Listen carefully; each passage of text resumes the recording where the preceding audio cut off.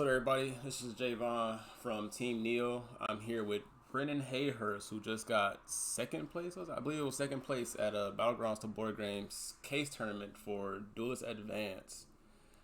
Um, Let us know how you feel and what you played.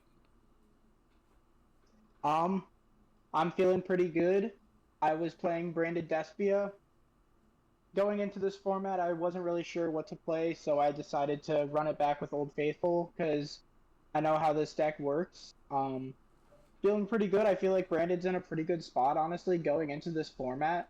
Lots of dark attribute decks, so branded always eats those alive. All right. So we see you got some spice in the side deck. So let us see this main deck profile first. All right. We'll start off with the main deck. Uh, First things first, triple Aluber. He is the best starter in your deck, so you're gonna want to run three of it.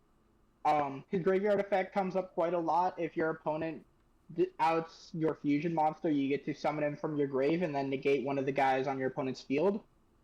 Um, it's a great way to help slow your opponent once they start outing your board, slow them down, keep them from completely demolishing your entire board. So yeah, we play three of this guy. Next up, I'm on one tragedy. Um, it's tragedy. There's not really too much to say about it. If it's sent to the grave or banished by a card effect, you get to search for a Despia. And it also has a graveyard effect where it can banish itself to set a branded spell trap. I actually did not have this come up, the search effect come up at all in the tournament, but I did have the set effect come up multiple times during Oh, the match. Um, I only tragedy play it not at searching one, is crazy. but yeah, it is crazy. I'm thinking about maybe bumping this up to two. Currently, I'm just at one. I'll just need a little bit more testing to really see what happens with it, though. Okay, okay. Next up, three of the boy. The heart and soul. Um, I see some lists are still playing two of it. I feel like three is correct just for having that longer grind game kind of potential. Um, Sometimes you have weird hands where you have to banish two of your Albaz or like get one in grave, one in banish or something, and having that third one to keep your fusion live is just very helpful in a longer game scenario. Next up, Triple Shrouded. This is one of the best cards in the deck. I would play more of it if I could. Being able to send any branded spell trap for cost from the deck and then able to put itself back on the bottom is insane. Being able to draw one if you use its effect from hand is also pretty powerful. It also counts as Albaz in the graveyard and on field, which is just more ways to turn on stuff like your Cartesia, and it's just an insane powerhouse of a card. Again, I would play more of it if I could. Now, have you ever actually summoned this guy? Uh, I did actually once. I had a scenario where I was under Fuelos, so instead of going into another extra deck guy, I just sent an Albaz from my hand that I had to summon this guy. He's 2,500, so body to beat with. Nice. Um, Speaking of Cartesia, running two, I feel like two is the correct number to play. When you're playing at three, you see her too much, so you don't really want to do that. Playing her at one, just you're never going to see her, and if she gets banished or something, it makes it a really big headache to get her back into rotation. So I feel like two is the perfect number for this card. Being able to add itself back as well is also great. If a fusion monster is sent to the graveyard that turn at all, it doesn't have to see it hit the graveyard. It just has to have happened during the turn, which is super helpful. Okay, so Also, being a quick effect fuse during the main phase is insane. This is a great way to help dodge imperm on your normal summon Aluber if you're able to fusion deployment this out or somehow get this out onto the field before you commit to your normal summon. It just insulate that a little bit more. Very helpful. okay. Next up, Double Clem. Kind of the same logic as Cartesia as to Y2. 3 is too much, 1 is too little, 2 is just kind of the right amount, having a little bit of extra extension and follow-up if they out the first one. This card is also insane. This card paired with Shrouded gets you into full combo, guaranteed, as long as they don't have an interruption for your Retribution, because you can normal this, dump Retribution, Shrouded, send Fusion, or vice versa, and then you have your Branded Fusion online, plus you have a Quem, which can grab you anything from the graveyard whenever something leaves the extra deck. The effect is super powerful, especially with stuff like Ryzeal X. You can screw it off of the effect of X to summon if it dumps anything, because it just, if a card leaves the extra deck, period. That is crazy. It is pretty nuts. Another great card for the deck. Next up, playing one Spriggan's Kit. Kind of like, it's better than a Luber in some ways, and it's worse than a Luber in other ways. It can grab from, not only from deck, but also from grave or banished as well, which makes it a little bit better than a Luber. However, you then have to place a card from your hand on the bottom of the deck afterwards, which then makes it a little bit worse, because instead of just plussing you, it goes hand neutral. I like this for longer games, because if you've had to banish your fusion for like a fusion duplication, or if it gets banished when you try to add it back from like a DD Crow or something, it keeps you into the game longer. It's also another dark as well, so if you open this instead of a Luber, you're going -1 in hand advantage, yes, but you still have a dark to banish off of your Albion into your Lubellion, which is very helpful. Next up, playing double Mercurier. I've seen a lot of people on one. I like the second one, especially in builds that have a little bit more in your main deck count. The discard effect is insane, just being a monster effect and negate if you have an Albaz Fusion, which is almost always live. The banish effect also came up quite a bit for me, being able to, if it gets banished for any reason, you get to search for any monster that mentions Albaz except for itself. So I go Allure, and if I have this in hand, I can go Allure. I don't have to worry about whatever I'm drawing, because I just banish this, grab like a Cartesia or something, and I'm just gaming. It's a winged beast, which means that you can reveal it with high spirits to send your Rinbrum, which is also great for setting up follow-up and more interaction on your opponent's turn. So it's important to keep in mind for that as well. Okay. Next, I'm on one Lubellion. It's really all you need. You're never really using this guy's hand effect unless you draw it, because it kind of plays into Droll. It's a great card to help you set up Lost, and it can tribute your Fusion Albion, which is also pretty incredible. I see some people playing it at more than one. I see some people playing other continuous spell traps with this that you could set up. I think it's interesting. I just feel like it's a little bit win more, so it's not really worth it, in my opinion. Okay. Next up, I'm actually on 2 Serenir. Again, I'm playing a little bit more of a bulkier list. I was playing at 53 in main, so having a second one just helps you see it a little bit more consistently, and also it gives you an ability to have a Serenir in hand, and then also still have a target to send to dump either a Lubellion or a branded spell trap like opening, which can be very helpful in a number of scenarios. Okay. I thought about playing more Bestials in main, but I just decided that at that point I'm just kind of bulking up my deck a little bit more, and that makes the rest of my cards a little bit more inconsistent to see. So I decided this is all that I'm playing in the main for it.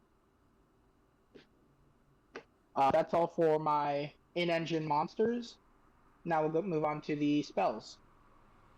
First off, best card in the deck, Branded Fusion. It's at 1. I'd play it at more if I could. It can definitely come back to 3. I miss being able to play all 3 of these. And insane card. This is one of your best cards to open. Send Albaz and any other monster to perform a fusion summon from hand, deck, or grave. Or field, I mean. Um, Very incredible card. Would do more of it if I could. Uh, Next up, Triple Opening.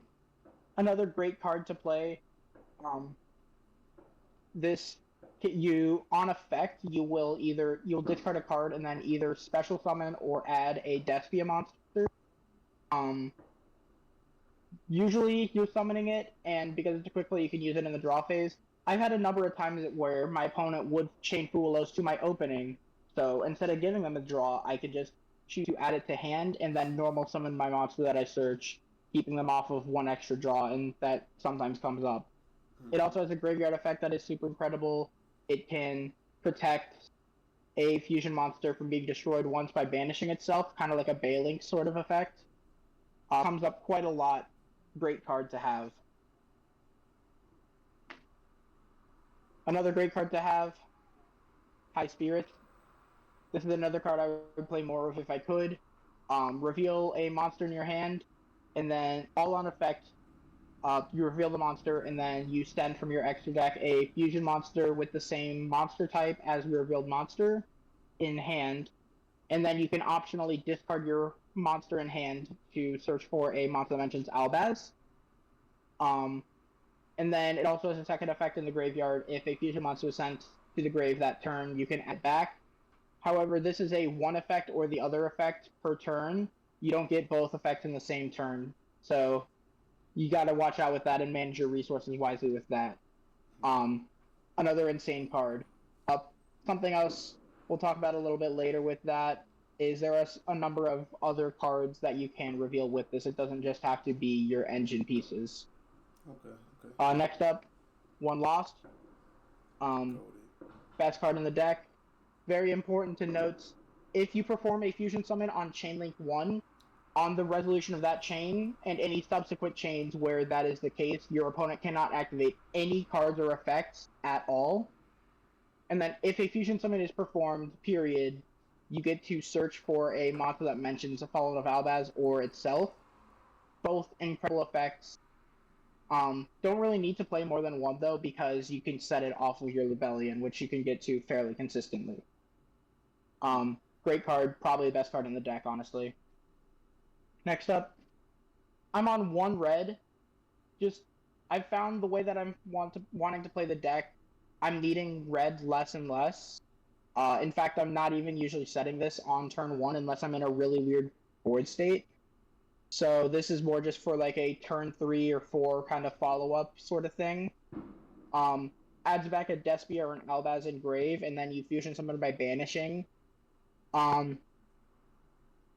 It's a good card. I just need it less because of the way that the deck has kind of evolved with the release of new cards. Okay. Next up, 3 fusion deployments. Another great starter.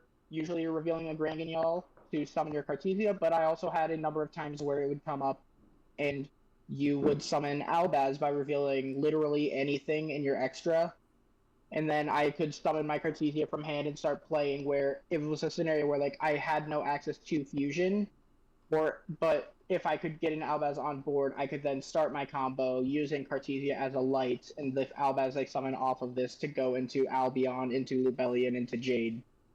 It is a good card. Love it. Love seeing it. Next up, onto the traps. I'm on Branded Banishment.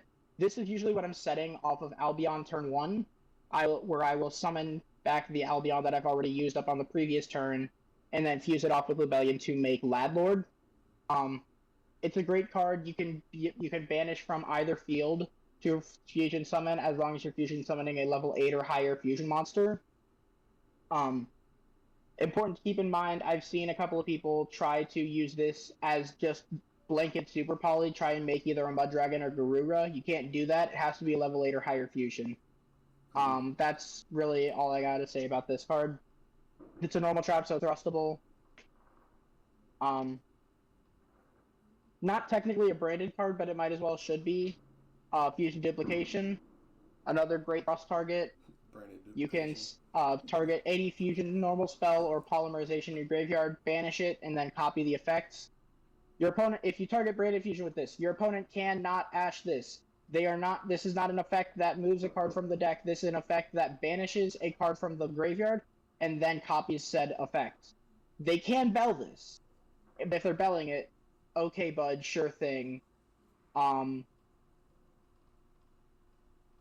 there's a lot of times where just being able to resolve branded fusion twice before your opponent is able to really do their combo is just sets it up in such a place where you have so much advantage they're really never going to climb back out of that deficit.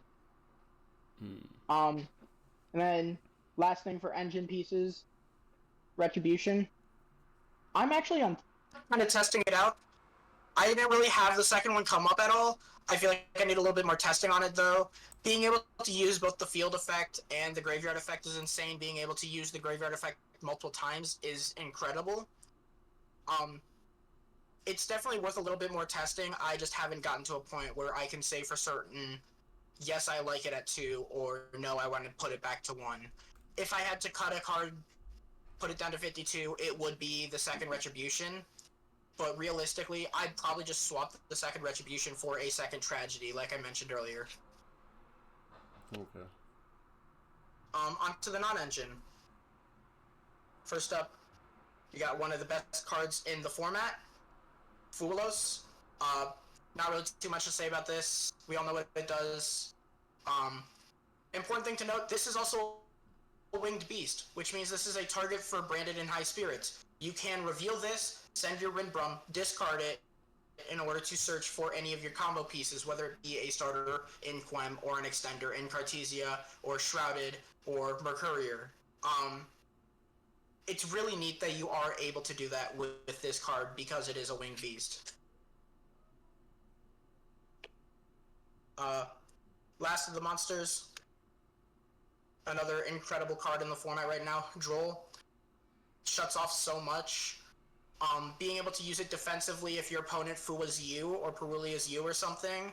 You only search once or twice, so realistically, you could get your search off and then just droll your opponent. You're on your own turn. You're locked under the droll, but you don't really care. It's branded. They only search once, maybe twice.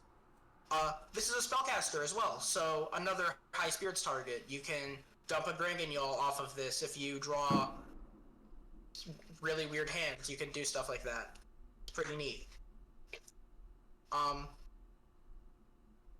triple Allure of Darkness, a lot of your cards in your deck are dark, so it's never really at a point where you're risking anything by playing this. It's just a way to up the consistency, get yourself a little bit more advantage in a number of scenarios. It's a really great card. Love it. Next up, I know you know who's coming, Super Poly. Being able to just lock down the chain is incredible. The removal potential that it has is incredible. You have to discard a card, which is a little annoying, but it's very much worth it for all of the effects that you are able to do with it. You are able to break boards, you are able to build more powerful boards. If your opponent keeps doing things you don't like, you can tell them, no, stop. This chain link is resolving here and now. There is no more things going on the chain link.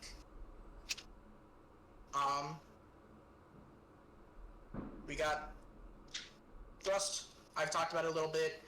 Incredible card. You got plenty of targets in your main deck, even more in the side. If your opponent tries to interact with you at all, you get to hyper punish them for it. And then finally for the main, we got the 2 1-ofs, Tactics and Called By. Called By, pretty self-explanatory. If your opponent tries to interact with you with a monster, you get to tell them no. If your opponent tries to interact with you with a monster, you get to punish them for it by either drawing or hand ripping, or if you're going second, you can take one of their end board pieces. Both really powerful cards. So that's it for the main deck. We can move on to the side deck. double Albion, double Mirror Jade. It's not a side deck. That's an extra deck, cheater. Or I said I said the wrong one. My bad.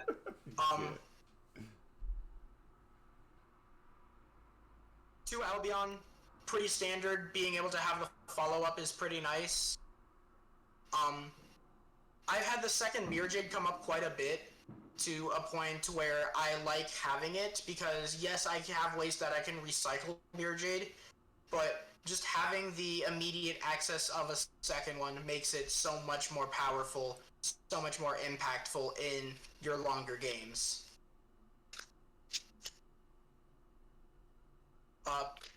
One Lubellion, it's really all you need. Great card, being able to recycle your resources. Don't really have much else to say about it, honestly. It's Lubellion. It's been here since the beginning. One a piece of Rinbrum and Titanic Clad. Rinbrum I've talked about a little bit. It has an on-field effect, which is interesting. If your opponent's extra deck monster activates an effect, you get to negate it, and then non-targeting bounce any monster on either field. Really interesting. There's a lot of scenarios where it can come up. And then obviously the graveyard effect. If it's your opponent's turn, you can target itself and an Albaz in your graveyard, banish one and summon the other. If you've hard make this, it's important to keep in mind that it does not have to be fusion summoned to get its negate effect, so there are points in times where if you have properly fusion summoned this, it's worth bringing it back, both because it's a fusion body that you could use for Mirror Jade or something later on, and because of the negate, which is super incredible. Titaniclad, never really had it come up outside of being a target to send off Mirror Jade. Something a little bit bigger. If you make this with a level 8 monster, it gets to boost its attack up to 33, because it gains 100 attack for every level that the monster that wasn't Albaz had. So, both great cards, pretty much standard in most builds of Branded at this point. I'm playing double Granganol. It comes up a lot where you just draw a spellcaster in high spirits, and you just need something that isn't, like, if you draw a Droll later on, and you need your Cartesia or Mercuria or something, just having the second one to be able to send off of high spirits to get you into that engine is super powerful. And then also, even if you have to send it to start your combo, if you have the second one, you're not locked out of Cartesia fusing off like an Aluber or something to dodge an Imperm or something else. There's another reason as well why I'm playing 2 that I'll get into a little bit later, but it's important to keep in mind that it does have the tag out effect as well. There are a number of times where I've summoned it and been able to use both effects in the same chain, because I will summon it, my opponent will do their things, and then one of those things triggered its banish effect, so I'll be able to go Chainlink 1, effect to dump, Chainlink 2, banish itself for cost, effect to tag out. Really neat interactions that come up with that. Next up, Grand Lad. It's an incredible card. Mandatory Chainlink 2, negate the activation of a spell card, trap card, or a monster effect. The way it's worded works so that if you can fusion some of this and then trigger your Branded Lost if you have it on your board, and Lad does not negate that, because it does not negate the effects of spells and traps, it only negates the activations of them, of the activations of the cards themselves.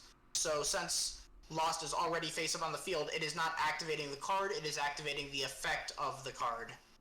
I've never had the float effect come up, realistically.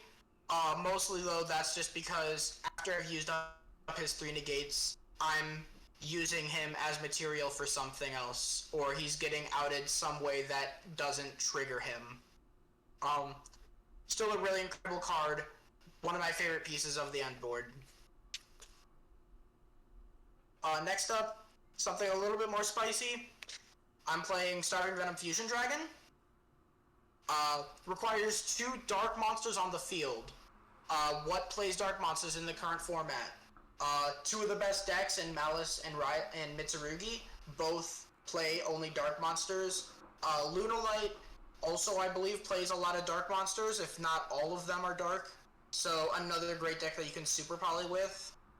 On summon, it targets a level 5 or higher monster that special summon monster your opponent controls and gets to gain the attack of it. So this is another way to out big guys that are otherwise unable to be dealt with, whether it be because they're towers or just unable to be banished or something. If it is destroyed, it then immediately will destroy all of your opponent's special summon monsters as well, which is also important to note. I've had a scenario or two come up where my opponent will be like, alright, I'm gonna pop one of your monsters, and I leave them on a point where their only options are pop a Mirror Jade, which will float during the end phase and destroy all their cards, or they can immediately nuke their board, and then they have a chance to try and rebuild a little bit. So both are interesting. It also has an effect that can target a special monster your opponent controls and copy its effects. I haven't had that come up, but it is pretty neat. So can last this thing card about this out guy Liger Dancer? is level 8 Dark Dragon, which means that you contribute it off of Lubellion in certain scenarios where you want to bring back your Lubellion, or if you didn't get to stick your Albion or something. Okay, so can this card out Liger Dancer? This hypothetically can, in a scenario where they have already used the Liger Dancer pop, or if you have an opening engraved to protect it from being popped, because you can summon this, target the Liger Dancer. It's not doing anything to the Liger Dancer except checking what its stats are and then gaining that attack. So it is able to become, I think Liger Dancer's at like 38 or something. It's able to gain that 3800 attack big, and then you just go swing over it, and then that's one of them dealt with. Okay. Next up are 2 traditional Super Poly targets, Garura and Mud Dragon. Pretty standard cards. You're playing Super Poly, so usually you're going to be able to make one of these. I had a neat scenario come up where I was able to make Garura just with my own cards, because my opponent was trying to, I believe, imperm my Albion while I had a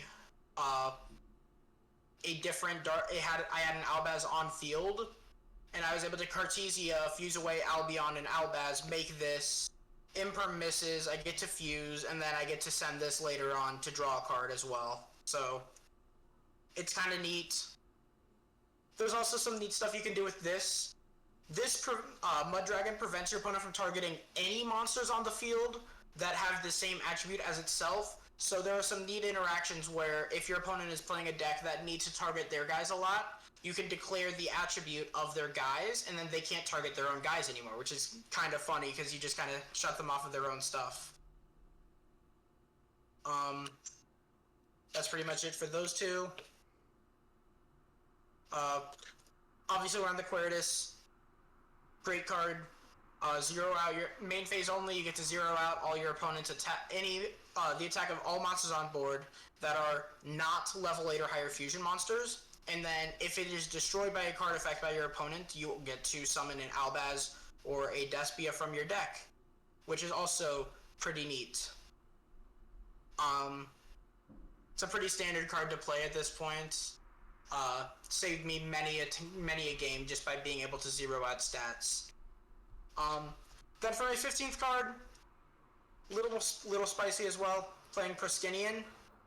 I had a game come up where the burn effect, the Flame Wingman burn effect that it has, would have come up and would have saved me from losing the match, and would have instead at least allowed me to come away with a draw. It also has an effect that it can banish an extra deck monster from your opponent's grave, or it could alternatively steal it and summon it to your own board.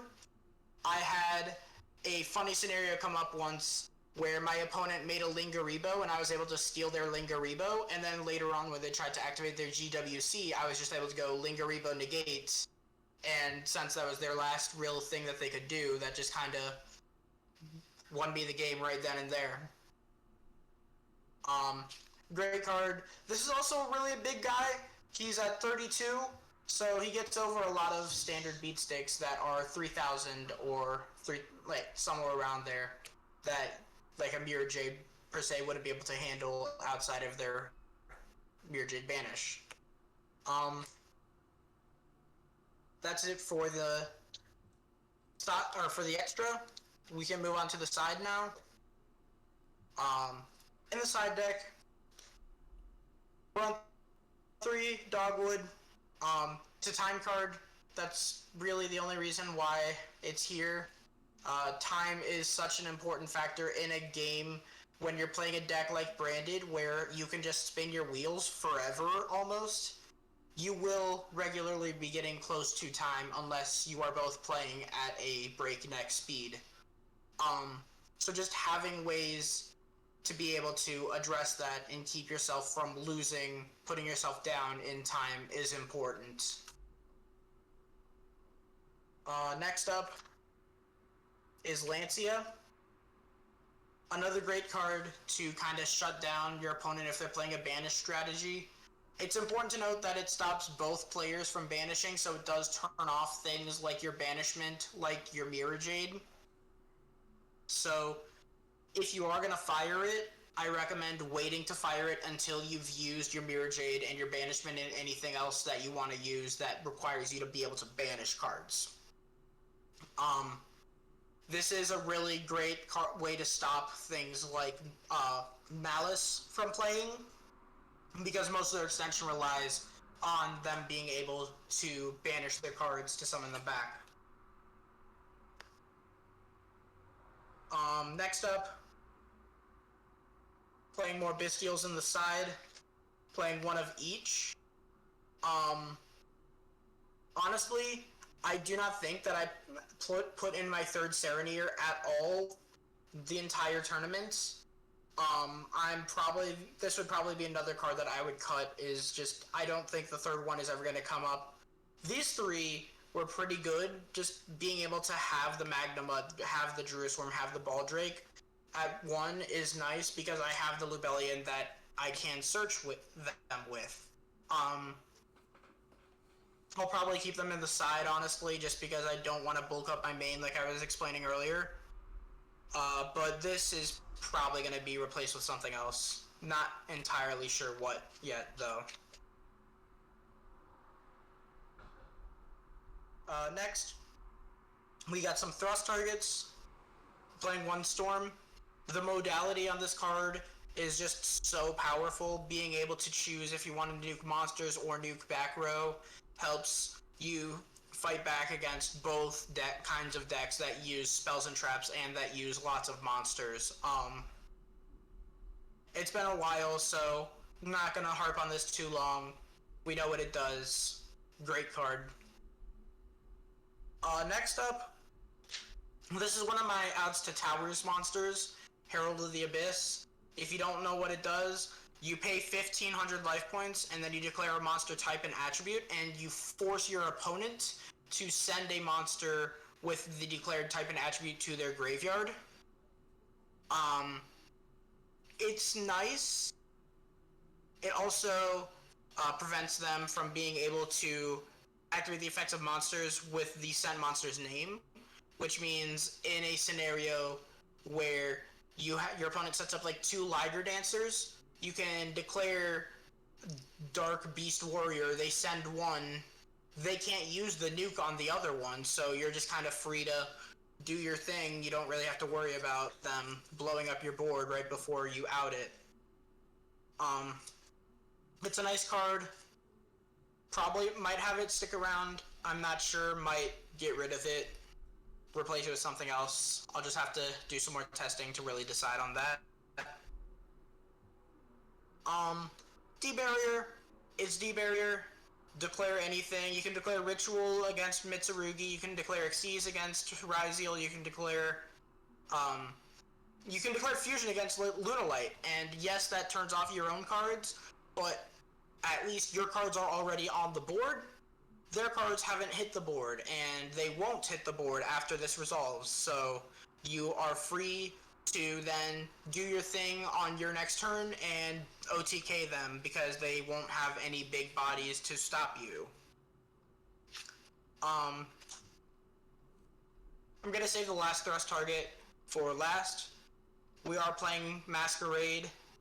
You might be asking, why am I playing two different kinds of time cards?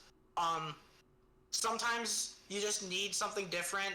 This is in the extra, so it's a little bit more accessible, but sometimes you have weird hands where it just hurts being able to do your setup too much if you have to pivot into this, where you will have an extremely suboptimal setup where it's just not worth setting this up at this point, because if this is your only thing on board, you might as well just scoop at that point, because a single imperm or droplet or anything and they're done, you have effectively taken 600 of their life points and they are now free to OTK you.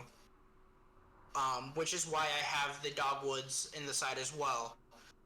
So that way I can main those and hope to see it more often, and then if I have a super crazy hand where I'm able to pivot into this, I can make it. If I don't, I'm not hard punished by time rules by not having a time card. Now for the last card, the GOAT, Brightest Blazing Braided King. Now many of you may not know what this does. You target one fusion monster you control that mentions Fallen of Valdez as a material. Every other card on the field is negated for the rest of the turn. Super crazy card. You can use it mid-chain to just negate your opponent's entire chain if they're all on the field. I had it come up a couple of times where my opponent would attempt some action, whether it be like a Mitsurugi Ritual or Activate Poly or Lunalight Fusion or something, and I could just go King, negate everything, nice deck, idiot, you have 0 cards in hand and all of your cards are negated. This also has an add back effect, but it works similar to High Spirits in that you can only use the on-field effect or the add back effect in one turn. You can't use both in the same turn. This card won me a number of games. This is the reason why I got second place. I am keeping this card in. I love this card so much. It is such a neat card. Yeah, so that's gonna do it for me. I love this deck so much. I'm excited to keep playing it. I really look forward to figuring out some more neat things that I can do with this deck. I'm finding new lines, new combos that I can do all the time. So, thanks you guys for watching. Shout out Battlegrounds to Boardgames. Shout out Team Neo. Shout out to my teammates Dylan and Saoirse, who helped me lab this deck a lot. That's pretty much all I got for you guys. Thanks. Alright, y'all heard it here first with Team Neo. Again, that's Brennan Heyhurst with a second place in that deck profile of branded Despia. I know we ain't heard that title, that deck in a while. But appreciate you. See y'all at the next one, or see y'all at Nationals.